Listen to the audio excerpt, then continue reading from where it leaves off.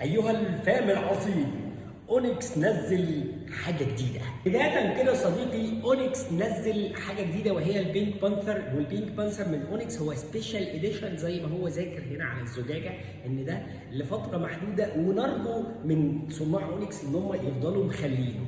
يلا بينا نشوف، في منه دي ال وفي منه ام تي ال. يلا نشوف بيقول إيه. هنبتدي بالام تي ال. الصوت ده أنا بحبه.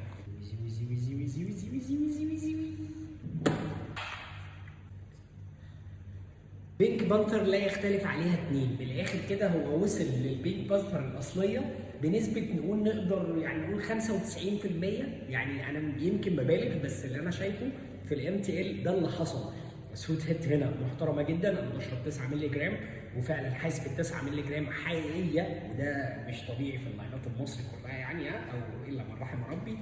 زائد ان بقى ايه، شويه العنب مع شويه الفراوله مع حته غزل البنات بتاع ابو حلاوه يا حلو طالع هنا حلو قوي. اونيكس عامل شغل عظمه ده بالنسبه للام تي ال. استنوا بقى نجرب الدي ال. ما حصلش اختلاف هنا يا صديقي بين الام تي ال والدي ال، فعليا مظبوط جدا جدا جدا. كوتون كاندي طعمه باين قوي، الفراولات والعنبيات طعمها باين جدا. اونيكس عامل بينك بونسر، لازم تجربها يا صديقي، لازم تجربها.